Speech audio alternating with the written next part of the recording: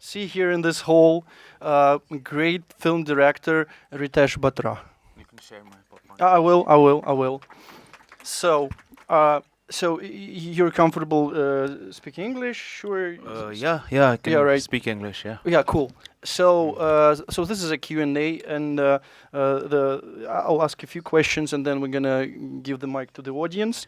Cool. And for those, I just need to remind a little bit, maybe about our um, important guest filmography. Like in 2012, his film Lunchbox became a great sensation worldwide. And I guess this is like the highest grossing film in Hindi. I think it was 2014 because 2014. Oh, yeah, I'm sorry. Okay. 2012 I was Yeah, we were doing different things. I'm very sorry. poor. I remember Yeah, 2012. I'm sorry. It was And a you tough year for me. you would not afford this I popcorn. could not. No. Sure. So tell us this success.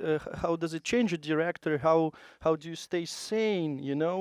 To do other things and just not become some, ori, um, unbearable person who just, you know, sits in gold.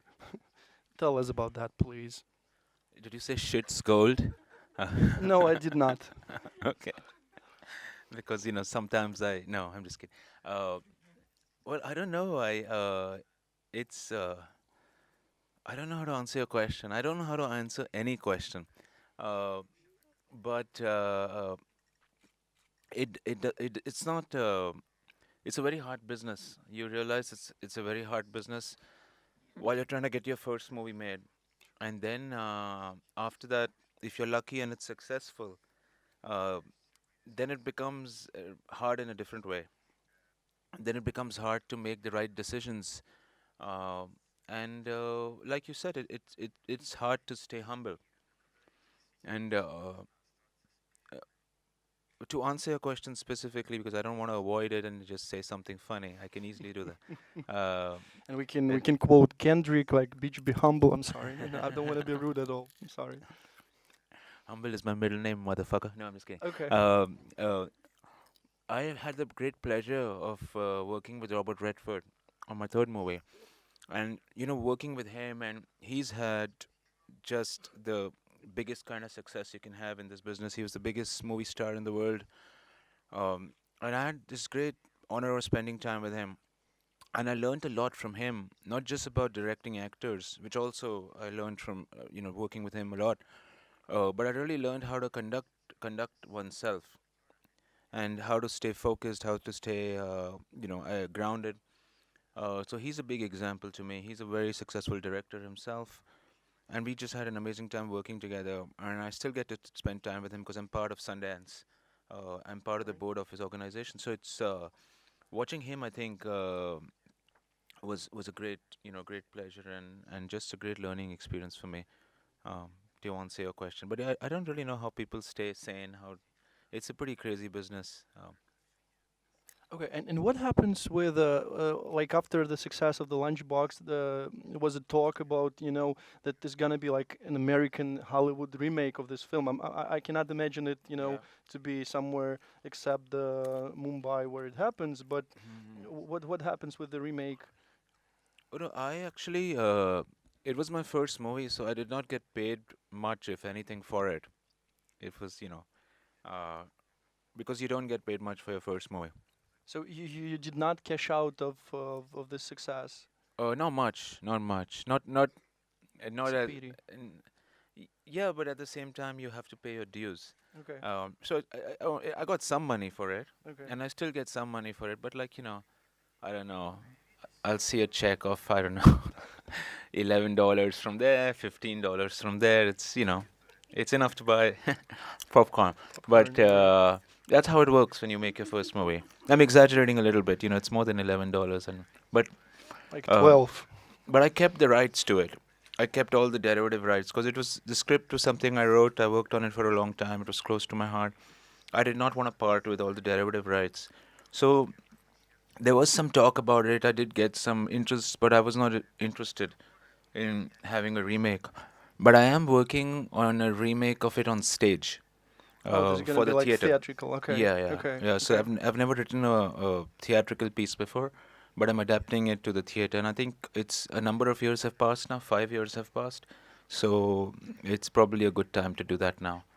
Yeah, this is such a great story and so moving, and everybody's, relates to the characters even though they don't live in Mumbai or they've never been to India or, yeah, this is such a Oh, story. thank you. I didn't want to say that myself, but Yeah, yeah, I'm uh, gonna do that for oh, you. thank you. Okay, Okay. but no, I think enough years have passed.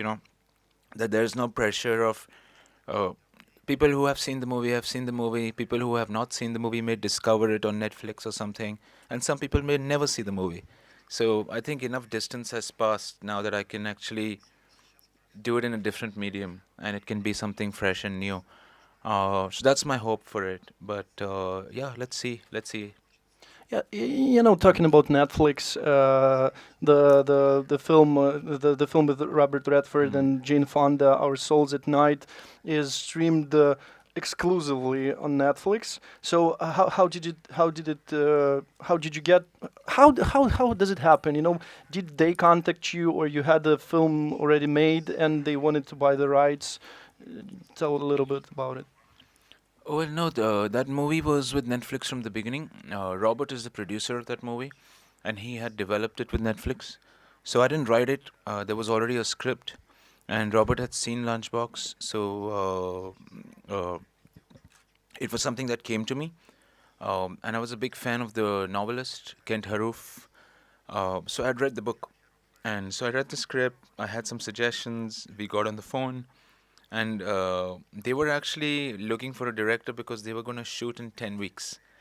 Um, Right. so I came on board, and I did some rewriting quickly, and then we rehearsed for 4 days or 5 days, just the three of us, Okay. and then we were shooting. So from when I came on board to the shoot was just 10 weeks.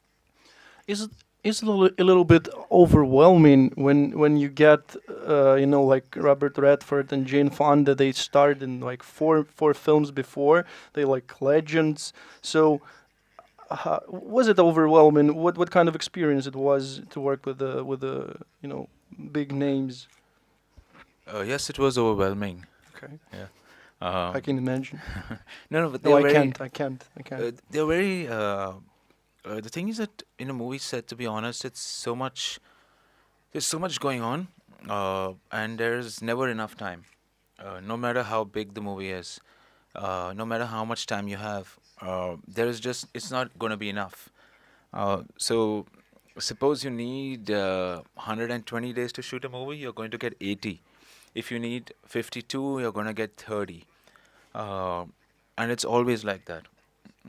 I just made my fourth film, so now I've just learned and accepted it that it's always going to be like that. So if you make a bigger movie and you need, and if you have what are called limitless resources, and you need X number of days to shoot a movie, whoever they is going to give you three-fourths of that.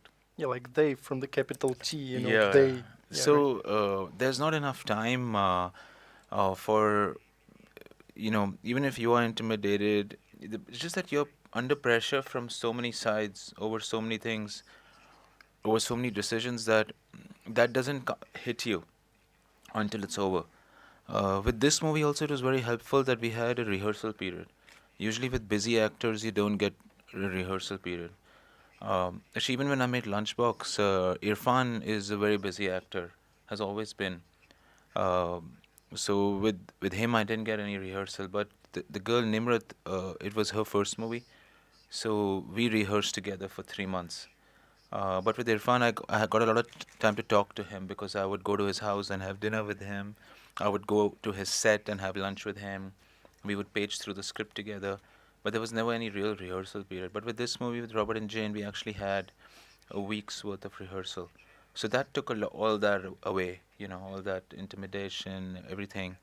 And then we were just like working together. So I wouldn't say we became friends, but we became friends for the period of that movie very Right. intensely. Right. And then then everybody went their own way. But it was a very pleasant experience.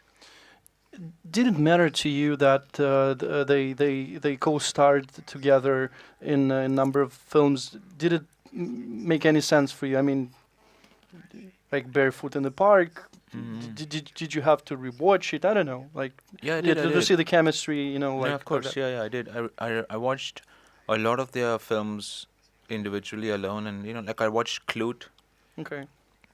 and but I also watched all their movies in which they were together, um, and yeah, it's very helpful. It's very helpful just because just to see that the audience or some section of it is going to have all that in their head when they come to watch this movie. So it was just a part of I made it a part of my research, but I don't think it impacted any decisions because the work together was very organic. Working together with actors, it has to be fresh and organic. So I'm always taking away lines, adding lines uh, from take to take. I do a lot of rewriting on set, so nothing changed in that regard. But yeah, I watched everything they were in. And actually, I don't know, it was somebody from the production, one of the producers or somebody told me on the first day of the shoot, or maybe a day or two before the shoot, that the last time they worked together was Electric Horseman. Yeah. Right. And that came out the year I was born. All right. So Symbolic. no, it wasn't. It was just a lot of a little bit of pressure, but no, it was just part of the research. It was not a big deal, really. Okay, and I want to talk a little bit more about Our Souls at Night. And the beginning of the film is like, this is a succession of awkward scenes. First, the character of Jane, she comes to Robert and proposes him Mm. to sleep together, Yeah. not not in a sexual way. Then they meet at her house the first time drinking wine. So this is like, they're this is very awkward for the characters, and this is a succession of scenes like that. So how did you direct them?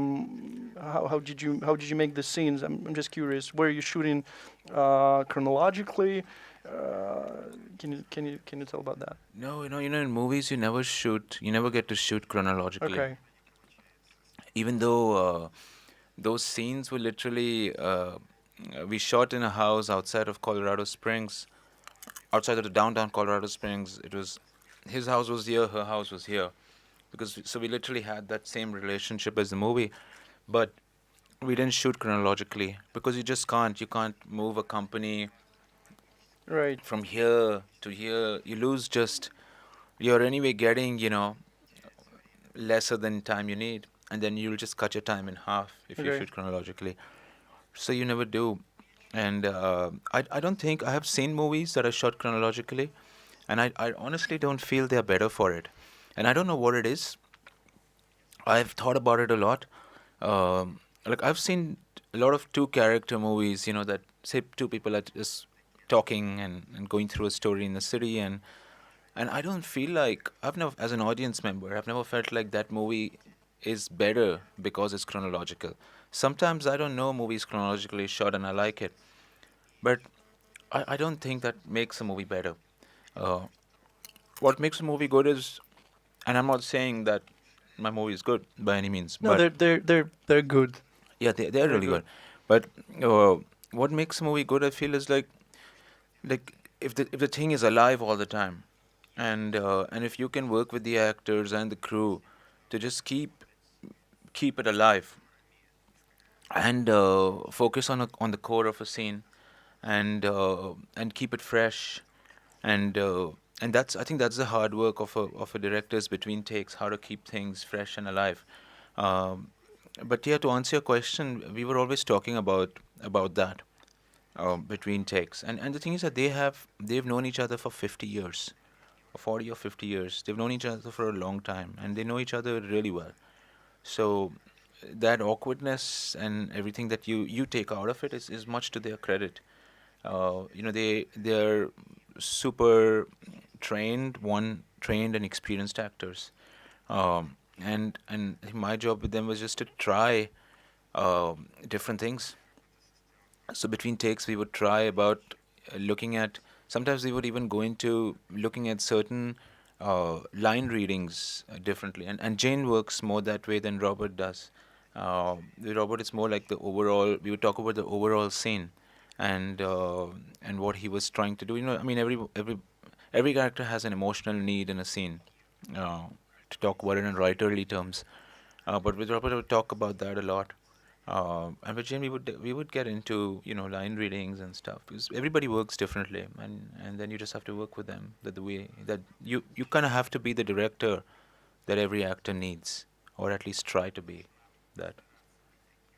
Okay, right. And I just found out that the only complaint that Jane Fonda had after experience in your directing was that the sex scene was very short, and Robert is such a good kisser, and she would like to enjoy it more. So can you why couldn't you make it longer? Like to please a very great lady, an actress. What happened? well, I don't know. I knew I was gonna cut it at a certain point, so I just cut. I always yell cut at that point, even on set. So yeah, maybe I should have just let them You just go want for it. didn't want like 70-year-old actors to have fun. They're actually 80, but Oh, okay. yeah, yeah, no, it's not that. It's not that. I just when you're making a movie, you're always making a movie. It's in your head, and um, if I'm not having fun, then nobody else gets to have fun. Um, I'm sorry, it was a very silly question. I'm sorry about that. Another thing that I found out, like, I think, like from one of the interviews you gave, is that you learned from your grandfather that you lived when you were like a child in Bombay. That you learned. Like you used this experience living with your grandfather as a influence or some kind of an inspiration for this film that you made with Robert Redford and Jane Fonda, Our Souls at Night. Is it true? Can you tell about that? yeah, we shared a room because I think it happens even in this part of the world that you take your parents in.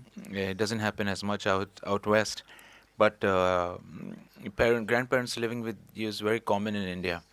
Uh, It happens a lot here yeah, also. yeah, Yeah, yeah. right. So my granddad shared a room with me. So until the first 18 years of my life and the last 18 of his. And that was at the time it was sometimes annoying to have when you're a teenager and you have an old person in the room with you all the time. But You uh, have your needs. yeah, but it was a very treasured. Now looking back, it was a very important experience. And I think even Irfan's character in Lunchbox um, comes from a place of longing and looking at the past. And uh, my grandfather used to stand at the window and smoke all the time, and so I got a lot. I think about that a lot when I'm writing. I think it permeates pretty much everything I do. That experience, those years. Even the movie I just made recently, it's called Photograph. We shot in Bombay, and even something I'm writing now next. I think you are built up of your experiences, and those formative ones turn out to be the most important ones. Okay.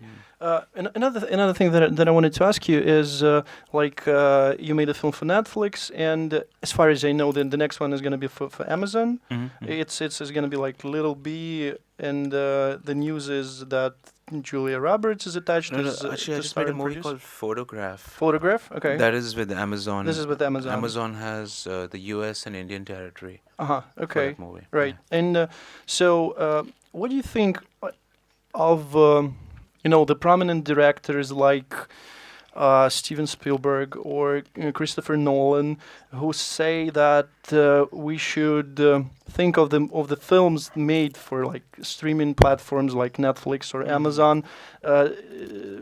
to think of them of like a TV media. Is it a little Mm. different? Do you shoot it anyhow different? If you know that it's gonna be for Netflix or Amazon. Well, Amazon actually supports theatrical. So for this movie, working with them, we have a theatrical commitment from them for every market, and it's a significant theatrical commitment. They are really behind theatrical. And Netflix, I completely understand. I had a great experience working with them. The only thing I think we did differently was that they put some research in front of us, saying that more people will watch the movie if it's not widescreen, if it's 16 by 9. And I was happy to shoot 16 by 9 because I knew it was going to end up at Netflix and live there. And their research said that it was more people were going to watch it, and you want more people to watch your movie. Um, so I was happy to. It was an adjustment for me, but after the first 3 days of the shoot, I got used to it, and then I went back to shooting widescreen for my new movie because I know it's going to have a theatrical home in every country. So as far as I do think that when something new happens, there's a period of adjustment. Um, I think Netflix is adjusting to the uh, industry and the establishment is adjusting to Netflix, and there will be a happy medium found. I do think that there is, in the foreseeable future, there's going to be a theatrical future for, if not all, some or many of the Netflix movies. I think that's inevitable because we are all we all are in this together, and if there is a period of change, it's a period. It's not an overnight thing. I don't think audiences in everywhere are suddenly going to shift. Like there's a big culture of going to the movie theaters in India. People go. It's a big family event. There's a big culture of going to the theaters in France. Uh, in many parts of the world, it's seemingly dying, but there's a big revival. Uh, you know, an interesting example is Amazon itself. Became the biggest bookseller in the world. But I live in New York. There's a big revival of independent bookstores in New York. I mean, 12 new bookstores have opened this year. And who can explain that? Uh, I don't think movie theaters are going to die out. I think there's going to be a big, there's going to be a big wave, a revival of sorts of a movie going culture. Going to the theaters. It's going to be, even in countries where it's seemingly dying out now, it's going to be a cool thing to do. So a lot of people are going to do it, and but I do think a happy medium is going to be found. Between the digital platforms that are sort of spearheading non-theatrical exhibition and traditional distributors and festivals, because everybody has to exist together. We are all in this together. So something that Alan Rickman told me once, and I really believe that. So I think this is just a period of kind of flux, Okay. but that's why I think it's a useful conversation to have. But at the end of the day, there is going to be a happy medium found, because there is no other way. There is really no other way, because everybody has to survive and exist in this together.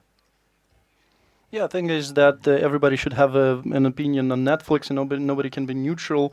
Some of the people like we hate it. Some of the people say like we love it, and yeah, and Yeah, it's gonna pass. I'm not neutral. I'm not neutral. I do feel like I'm not neutral about anything in life in general, because you can't be, especially in the times that we live in. You can't be neutral about anything, um, especially if you get a chance to sit in front of and talk to a captive audience, and then if you're neutral, what's the point? Um, uh, but I do feel like this is a slightly controversial subject, but I do feel like some movies that Netflix produces would not get made if Netflix was not producing them. And then it's up to them whatever they want to do with it, and they have found audiences. They have figured out, especially in episodic, you know, binge watching is something they invented, Yeah, pretty right, much. right, right. So They have the whole series. yeah, Yeah, they have figured out uh, a new sort of path, and all those episodic series are very cinematic. And in movies, I think rightly so, they are also figuring it out. Um, there is companies that take out movies in extremely creative ways and path-breaking ways. Like A24 is a good example. They are not a digital platform; they're just a distributor, and they take out movies in a way that nobody has in recently. Like Moonlight. Moonlight is a movie that if A24 wasn't distributing it, right. it we wouldn't have seen it And now it you won know. an Oscar. Yeah. Yeah, and they served that movie really well. So I feel like everybody has their own skills and specialty, and I think Netflix is figuring it out. How to, and I think Netflix is adjusting to the establishment, and the establishment is adjusting to Netflix. Okay, the last question that I'm Mm. gonna ask before we give the mic to the audience is, tell us about the photograph, the latest project. That what is it? What is it about? Hmm. What were like the main challenges? It's time for self-promotion. Yeah, right, right, right. It's a good one. Photograph is my next feature film. It's shot in India, and in Bombay, and it's a love story of sorts between a poor photographer and a middle class girl, a young middle class girl, and it's a Muslim man and a Hindu girl, and there's strange times in India. So I feel like it's a pretty relevant and current story, and it'll come out. We are working on the sound and the music now, so I hope you'll get to watch it early next year. It'll be out early next year. Is it gonna be like a class movie? I mean, like a class conflict movie? Yeah, it's obviously gonna be like a religion Yeah, conflict. yeah, Yeah, both, yeah, both. class, Uh-huh. religion, but yeah, I think it's just a love story. So Okay. um, how much conflict there is, I don't know. That's up to you, but Okay. it's a love story of sorts. Okay. Thank you. So, guys, if you have a question, just raise your hand. We're gonna special assistant will give you the mic. Do you have the questions? Okay. Yeah. Right. The guy in the red T-shirt. Сейчас вопрос, что сейчас в Индии из-за большого количества людей такая сложилась ситуация, что очень большой конкурс при прохождении Yeah. да, Thank you. в локальные университеты, и тем более какие-то зарубежные университеты, очень, очень маленькая квота и очень большое количество желающих, там не знаю, если я не ошибаюсь, либо 16 тысяч на одно место, либо 1600, ну, в общем, очень большие конкурсы. Это в Индии. Да, и Так. из-за этого студенты часто заканчивают жизнь самоубийством, когда у них не получилось пройти. И вот у меня вопрос, интересна ли эта тема данному режиссеру и что он вообще об этом думает? Well, I'm not sure if it's true. Yeah. I'm not sure. I think Is it's it true. It's Yeah, true, it's right? true. Oh, you know that better than all of us Yeah. here, right? Well, yeah, actually, one of the characters in my new movie is the girl. She's studying for a competitive exam. She doesn't kill herself though. But Oh, it was I a don't know. spoiler. You know, it was a spoiler. I was never good at studies and stuff. That's why I became a filmmaker. Uh, but is that something that interests me? It makes me sad, yeah.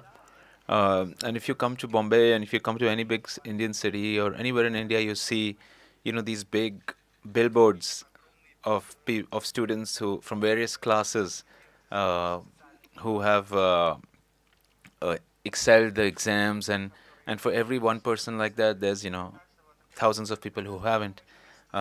So yeah, it's a big time of growth. It's also bigger pressure.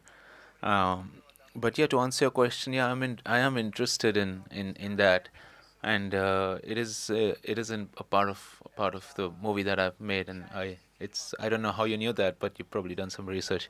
But yeah, I hope you watch the movie. Uh, to answer your question, yeah. You just said that you were not into studying, a lot. But how did you learn filmmaking? What were, your influences? How did you learn filmmaking? I know that you went to the New Mm. York film school, right? Yeah, New Yeah, York yeah. University. Yeah. Okay, okay, okay. Yeah. And so, what was like the biggest source of film knowledge for you? Can you tell about that? I think it's interesting Hmm. for the audience. The biggest source for me was watching movies, really. Okay. What And kind of movies? What did you watch? I mean, world cinema in general, filmmakers that really affected me was, Louis Malle. Someone I always mention. Uh, the usual suspects, Bergman, Ray, Kurosawa. I've always liked uh, what are called the lesser works of the great filmmakers. So for Kurosawa, I've always loved his current films, like more present day work, like High and Low. That's 1963 movie, Yeah, right. which is a great social class sort of commentary, but it's told as a police procedural. But I always loved the lesser works, like for Ray, I always loved The Big City, I like the Apu trilogy, but I love his, the Big City, which is one of his lesser known films. But just watching a lot of movies opened my eyes to wanting to make them. I was in film school for a year and a half. I studied economics first in undergraduate, and I worked as an economist for 3 years. And then I Okay. went to film school after that. It didn't end good, I guess. No, I was Yeah. not good at it. It was just a matter of time before they found out. Uh, so But now I think you can count the budgets, all that. Are you good with budgets on your films? Do you deal with that at all? on the last film I did, because I was also producing it, Okay. but I also had co-producers because you can't do that while you're Sure. making a movie. But I am aware. I'm aware of them. I'm yeah. The the work of an economist is more. It's not like an accountant. It's more Yeah. Right. Right. theoretical. But it wasn't Yeah. the total waste of time for you. No, it wasn't a total waste of time because I got to travel a lot. And I think the biggest thing I got of it is that learning that I did not want to do that. So that is nothing is a waste of time. Okay. I think as long as you figure out that uh, if you do something in your life that you don't want to do and then you get out of it in time, I think it's not a waste of time. Okay. Mm. Okay. And now when the filmmaking became more accessible, it becomes more and more accessible with iPhones, with their new cameras, or Samsung. So, does it change your approach to the way you make films in any way? No, Because I'm sorry, yeah. because like we have a filmmaker like Sean Baker who makes his like film Tangerine. He shots in by the iPhone. So I mean, does it change? Soderbergh shot a movie on an iPhone recently, and that Right. played in theaters. Yeah, right. But if you talk to Soderbergh about this, and I haven't, of course, but if you talk to him about this, he'll tell you that it doesn't change anything in terms of it. It's that movie played in theaters because it is cinematic. So he still has to consider all the things he had to consider while he was making a movie with a bigger camera. He has to consider the lighting. He has to consider the temperature, the performances, the production design, the costumes. I'm sure he worked really hard on the script. I'm sure he rehearsed with the actors because he famously rehearses every scene for 2 weeks. He has a rehearsal period on every movie. So I don't think it changes anything. It's very deceptive. They say that, well, this is not an original quote, but uh, just because everybody can make a movie now doesn't mean that everybody should. Right. So I think that's something that because this technology is deceptive. That I think that's the difference in and it's not to say that anybody cannot develop a craft. It's a craft. I think anybody can develop a craft. But anybody who wants to develop a craft needs to remember that it's a craft. It's not just about turning on a phone and pointing it. That doesn't make it a movie. Yeah, it makes Um, a YouTube blogger. It's a different thing. Sure, and some of the things especially on Vimeo, I watched some things on Vimeo that are very cinematic. Uh, and they are filmmakers making great things and putting them up. So, yeah, but I think the technology can be very deceptive. Um, Okay. Okay. Right. Do we have another question? Hmm. No, not from you. Sorry. Another Uh-huh. question from somebody in the audience. Okay, there's a lady. Okay. Да, я хотела бы узнать, как вы подбираете команду? И международная ли она, или на что вы делаете акцент? На человеческие качества или на профессиональные? That's a really good question. I think about that a lot. Well, there's some people that I work with regularly. So there's certain positions in a crew that have to be local. Like I think a production designer and a costume designer always has to be from that place. So if I was shooting in Ukraine, I would take someone from here. So when I go back to India, I always work with the same people. I work with the same production designer I worked with on Lunchbox, same costume designer. I also work with the same line producer because we have a great relationship and there's a great trust. That is a kind of a position in which a personal quality is very important. And I've always worked with a different DOP so far um, uh, because I haven't developed an affinity for anyone. But on my last movie, actually, I worked with a DOP that I developed a great affinity for. So I'll continue working with him. I worked with the same editor now for 4 movies, and I do that because we have a great personal rapport, but I also trust him professionally.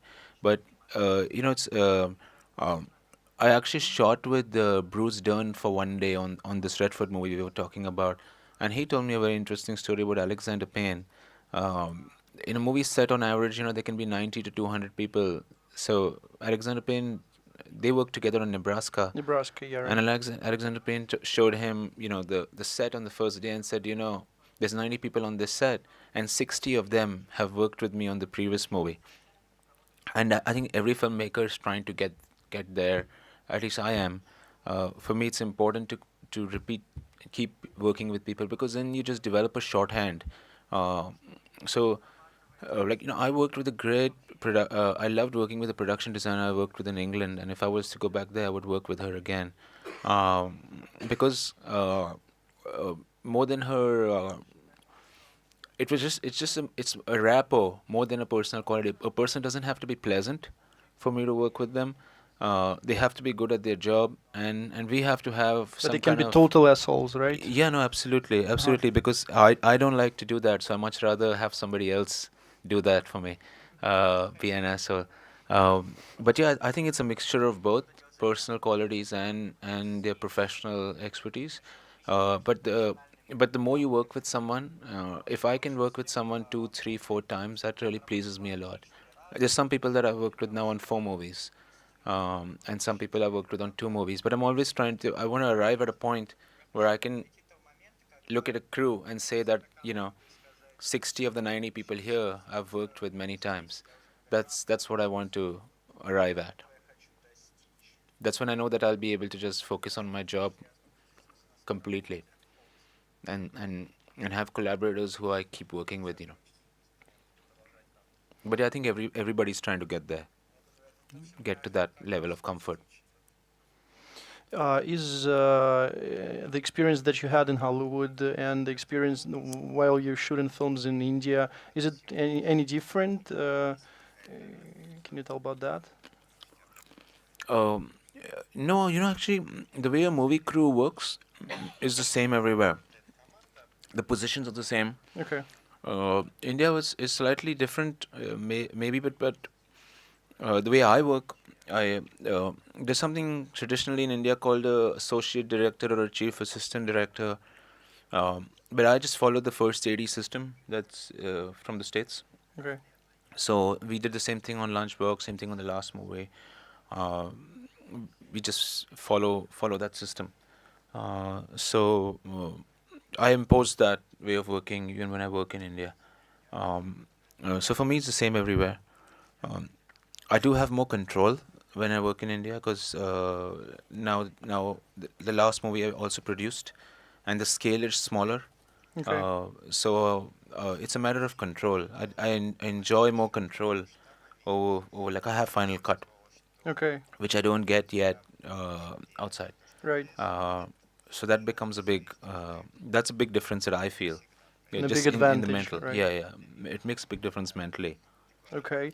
Uh, like I was very curious what happens in Indian cinema. I don't know if you follow it at all, because actually here in this territory, like during Soviet times, we had the audience had a great love for Indian musicals, but it's a different thing like Bollywood but what happens there? How does Indian, if you follow it, and how does it evolve? Maybe you can name some names that we should follow, maybe. Well, you should follow me. Okay, Uh, one, no, but right? I'm just joking. But I do follow, of course.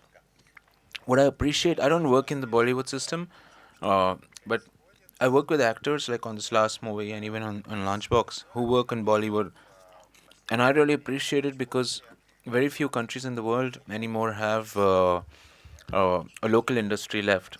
A large local industry where people are going to movie theaters to watch local content, not American content.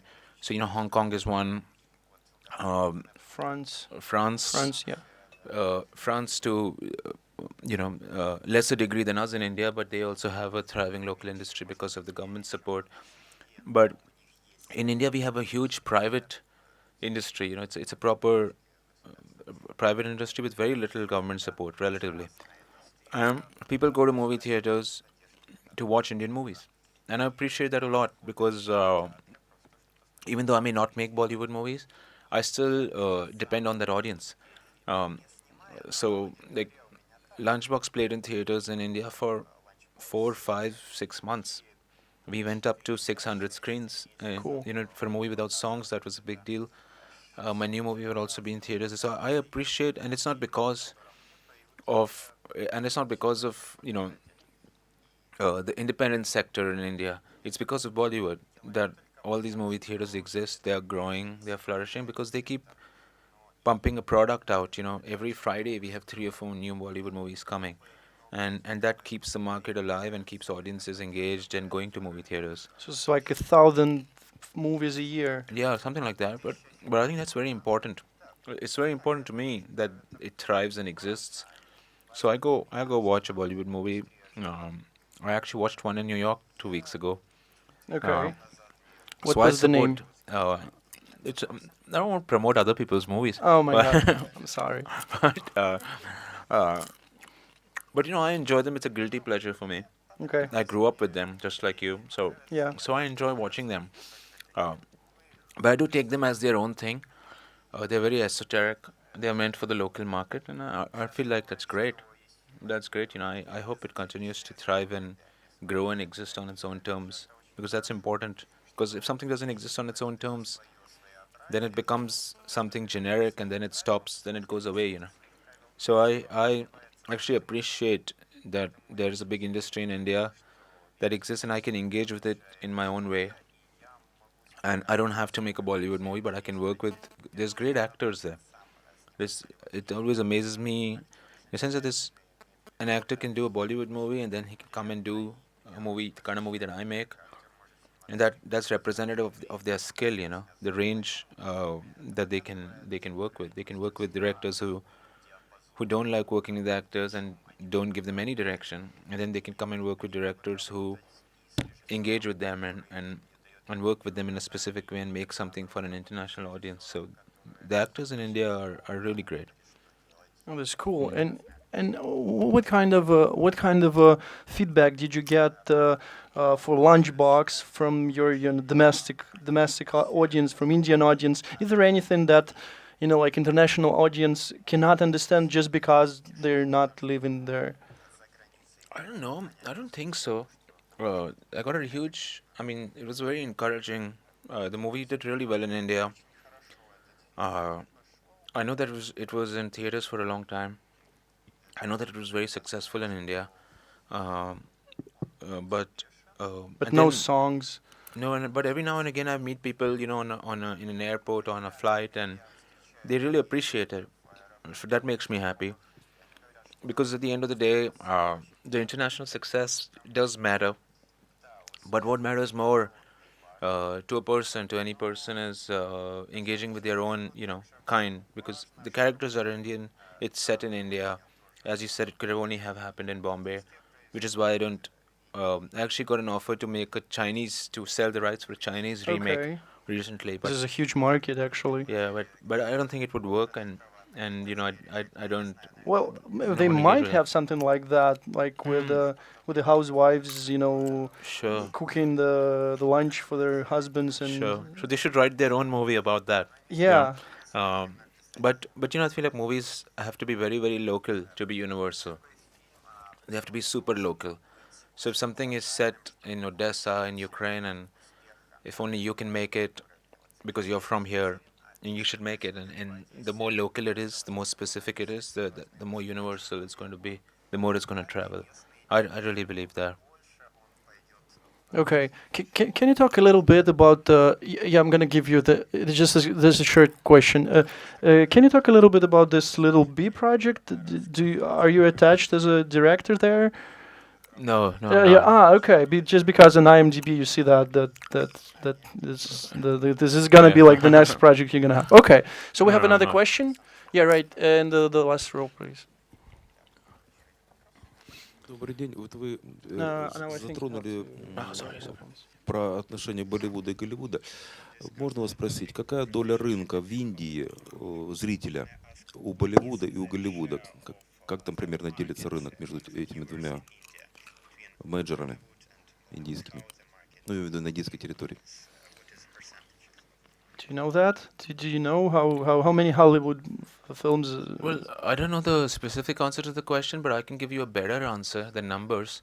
Um, it's obviously the local industry dominates in India, but there have been some weeks in which, say, Jungle Book. It's a Hollywood movie. It did Disney, better. yeah, right. Yeah, it did better than and it's happening more and more now that a big Hollywood movie comes out because they also dub the movie in different Indian languages. So there have been many weeks in which, and I follow this very closely because I find it interesting. And I also feel like both Netflix and Amazon, them coming into the country and making a big library available to the local audience, like they Narcos, everything is available to the local audience. And it's kind of like a Trojan horse in a way that it's going to change the tastes of the audience in a way that we haven't seen before. The tastes have been pretty static. So I think that the local audience is going to become more demanding. And then I'm not sure the local industry is equipped to deal with those demands. So I feel like, to answer your question, that we're going to see more and more a penetration of Hollywood content, and especially sophisticated, independent-minded. The kind of movies that Focus releases, A24 releases. I feel like those movies are going to have a higher penetration in India. And because I do feel like Netflix and Amazon are going to change the tastes, and the local industry is not equipped yet. And I'm not talking about just the technically, but in terms of writing, in terms of the sophistication of characters and plots, and but it's going to be interesting times. This is where I see myself fitting in. And I'm doing. I started a company now. Produced my last movie. Producing another movie from another filmmaker early next year. But I feel like the more sophisticated storytelling that works globally is going to be. And I'm not saying Bollywood is not sophisticated. It is its own thing. But like what Bars Luhrmann did with Moulin Rouge, he took a Bollywood tropes and he made an international great movie with that. And it owes a lot of debt to Bollywood. I think that we from India have to start doing things like that. So we take something that we own and it's ours, and we make it more global, because I think the local industry is going to be threatened by just with the availability of content that's at the audience's fingertips now. But the numbers I don't know, but I know that it's going to be interesting times, and things move really fast these days. So 5 years, 3 years, I think it's going to be very different.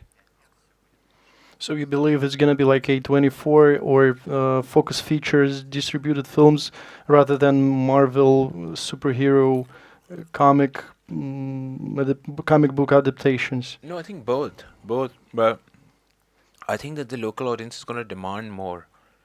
Are you just worried about that? more Are you worried? sophistication. Are you worried? Is it some kind of a competition that, or is it a competition that you'll look forward to? Well, no, it's not about me. I'm just talking in general terms Okay, about how the world is changing right. and how people have all over the world are just watching a bigger breadth of things because those are available to them. Okay, So, um, you know, just because there's so much digital penetration, Okay. people have access to broadband networks that are faster. People are watching storytelling, just more sophisticated storytelling from around the world, yeah, sure. everywhere, not just in India. And then they're going to turn around at one point and demand that from their local.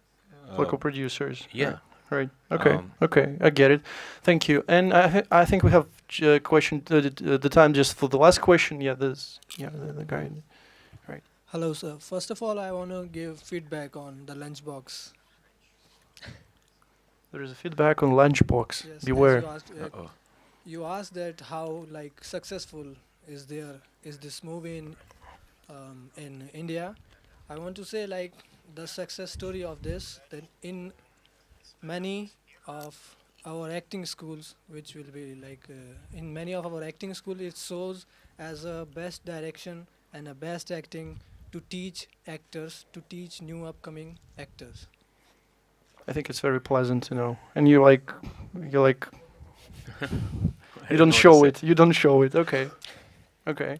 Thank And my you. question is like, sir, you know how like what about Irfan? He's a very busy actor. When you just with your script, how you like what problem you get to approach Irfan sir? Like, is there any problem, or you can easily convince him? Yeah. How did you get him to star in your first film? And yeah, I think it's interesting. And there is some rumors also. What kind of rumors? Tell us every rumors.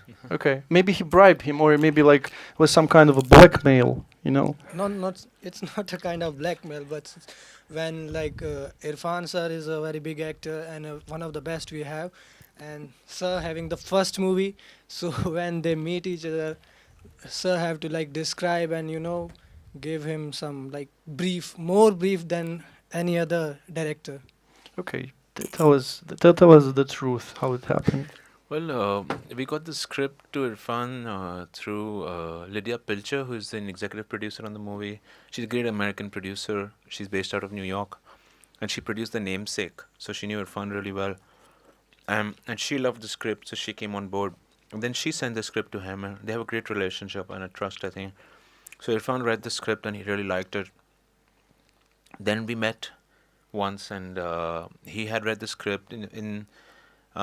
In Bollywood, there is a big tradition of the narration. So many actors don't read the script. But Irfan is a highly trained actor and very sophisticated, and he really comes from a place of working with the text. There was a lot of voiceover in the movie, and I think he found his way into the movie through one of the voiceovers, like personally. So he was very attached to the script when I met him, and we had a nice conversation, and then he said yes to being in it. And we were still 3 months away from the shooting, and after that we tried to meet as much as we could. I'd go to his house for dinner a couple of times and page through the script together twice, I think. Once I went to his set where he was shooting something else, and we had lunch together. 2 or 3 times we would meet somewhere and then drive towards his house together, sit in his car, and page through the script. But it was a very organic process. It was very, I think he really comes from a place of loving the material. If he doesn't love the material, he won't do a movie. So yeah, it was a very simple and organic process. It was very rather quick too. Um, yeah, I had a great time working with him, and I had a greater time taking the movie out. After it was made, we went to a lot of festivals together. Uh, of course, we went Cannes together, but even after that, in that fall, we went to Toronto and Sundance. So that's when I feel like I really got to know him, uh, because then after there's no work kind of pressure. You don't have to make the day. Uh, because when we were working together on Lunchbox, it was 4 or 5 takes, because we had discussed so much paging through it, um, and we would also rehearse on camera, and there was so much of it that he was alone in. Those are the voiceover sections of the movie, and that's really difficult for an actor, to spend 4 or 5 days in a location. He's the only actor, the crew and the director, and he's standing alone, doing things alone. And talking through that and doing it over and over. It's very difficult, and I always shoot single camera. So it's not like we are going to be have a multi-camera setup and then we are going to be done, anytime soon. And we always shoot every scene from the top. There's no pickups. Okay. So every scene, whether it's a dialogue scene or not, or it's 2 people or 1 person, I don't shoot pickups because I don't find that I don't have the ability, I feel like, to gauge if I got what I want unless I do the whole thing over and over. And I feel like we do the whole thing over and over, we always find interesting things. We go deeper and deeper into it, into investigating the subtext. And the only way to do that is to shoot the whole scene again and again. So we shoot the whole scene over and over with a single camera. That's a lot of work for an actor, and a lot of stress on the crew, and it makes our days really full. So the good thing about that is the day is only about the work. And but yeah, working with him was a real pleasure that I looking for a chance to repeat soon. So no blackmail. No. No blackmail. Okay. Guys, please a warm round of applause to our great director, Ritesh Batra. Thank you for having me. Thank you so much. Thank you. Thank you. Hope it was fun. No, it was really fun. Yeah, It was okay, really thank fun. you. Thanks for letting me eat my popcorn. I was really hungry.